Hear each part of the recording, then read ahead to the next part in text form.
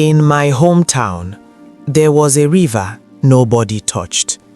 Not because it was deep, and not because it was wild, but because sometimes it returned what it took. I didn't understand what that meant when I was younger. Back then, I thought adults just like to exaggerate things to make children behave. But the older I got, the more I realized that some warnings are not meant to be explained. They are meant to be obeyed. I grew up in a riverine community where water was everywhere. It was part of our daily lives. We bathed in it, washed with it, traveled on it. Canoes lined the edges of narrow paths, and fishermen left early in the mornings before the sun had fully risen. The air always carried a faint smell of wet earth and salt. You could hear water even when you couldn't see it. It was normal. It was familiar. But even in a place like that, there are lines you don't cross. There was one river that stood apart from the others. It didn't look very different at first glance. It wasn't the widest, and it wasn't the most active. In fact, it was unusually calm. Too calm. The surface barely moved, even when the wind passed over it. The trees around it leaned inward, as if they had been standing there for too long and were slowly bending under the weight of something unseen. People avoided that river without needing reminders. And when they did talk about it, they spoke in low voices, like they didn't want to disturb something. Our primary school was built not too far from that river, close enough that during break time, if you wandered toward the far edge of the compound, you could catch glimpses of it through the trees. We weren't allowed to go there, not even close. Teachers enforced that rule more strictly than any other. You could get away with noise, lateness, even fighting sometimes, but going near that river was different. It carried a kind of seriousness that we didn't question. As children, we developed our own understanding of it. Some said the river had no bottom. Others said it led somewhere else entirely. There were stories, half whispers passed from one child to another, about people who had disappeared and were never seen again. And then there were the quieter stories, the ones that weren't told directly but hinted at. Stories about people who came back, but not the same. I didn't believe any of it. Not fully. I was curious, like most children are. Sometimes, during break, I would find myself looking toward the trees, trying to catch a better glimpse of the water. There was something about it that pulled your attention without you realizing, not in a loud or obvious way, just a quiet, steady presence that made you look twice. Then there was that day. It started like any other. The sun was already high and the air was warm. Break time had just begun and the schoolyard was filled with movement. Some children were playing football, others were chasing each other. There was laughter, shouting, the usual noise of children who had been sitting still for too long. Nothing felt wrong, not at first. I remember running with a group of boys when I heard someone call out. It didn't sound urgent, just someone calling a name. But then the voice came again, louder this time, sharper. More voices joined in. I slowed down and turned to look. That's when I saw her. She was walking, not running, not playing, just walking slowly, straight toward the river.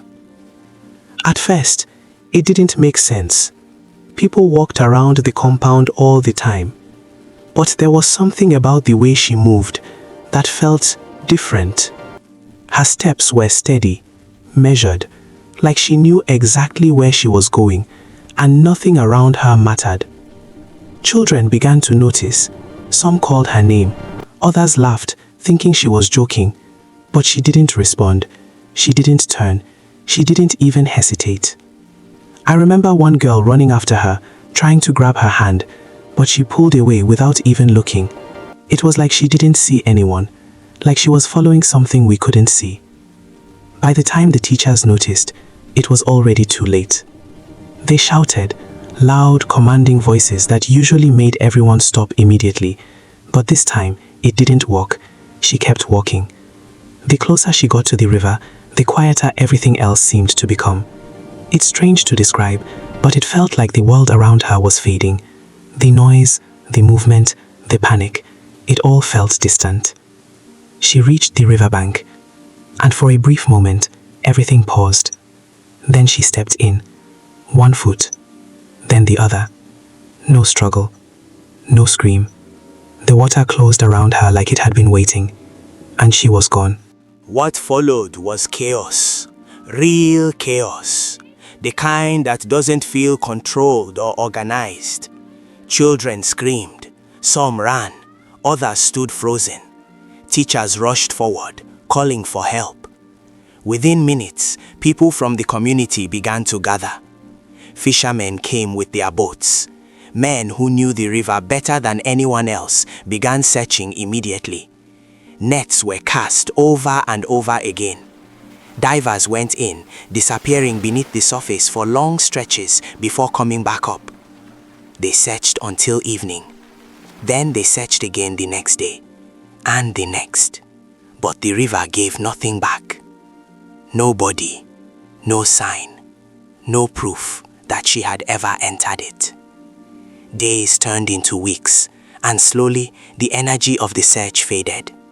Not because people stopped caring, but because there was nothing left to do. At some point, people began to accept what they didn't want to say out loud. The river had taken her. After that, everything changed. Parents became stricter. Many stopped sending their children to school altogether. Those who did would walk them there and back, watching carefully, as if something could happen at any moment. The school itself felt different, quieter, heavier. Eventually, the term ended and we went on break. Time passed. Weeks turned into months.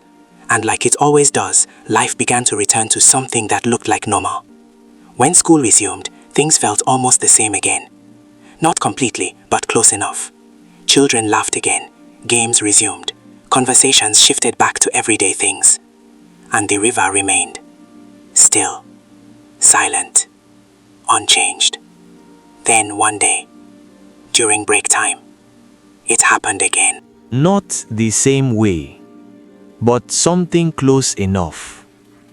I remember the scream. It cut through everything. Sharp, sudden.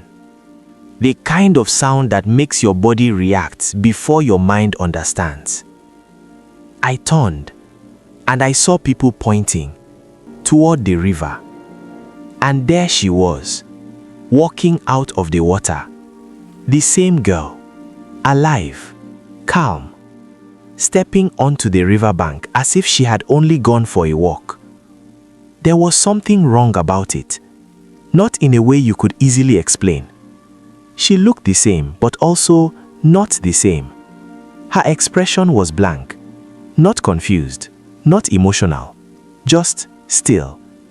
Children ran. Some screamed, some cried. Teachers froze. No one knew what to do. She walked into the school compound and stopped.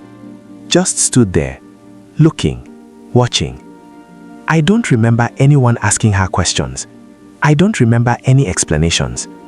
What I remember is the silence, the kind that stays with you long after the moment has passed. Because deep down, everyone understood something without saying it. Some places are not dangerous because they kill you. Some places are dangerous because they don't. Because they take you somewhere you're not meant to go. And sometimes, they let you come back. Thank you for watching. Please do not forget to like, comment, and tell us where you're watching from. And subscribe to listen to more captivating stories from Storytime with Pep.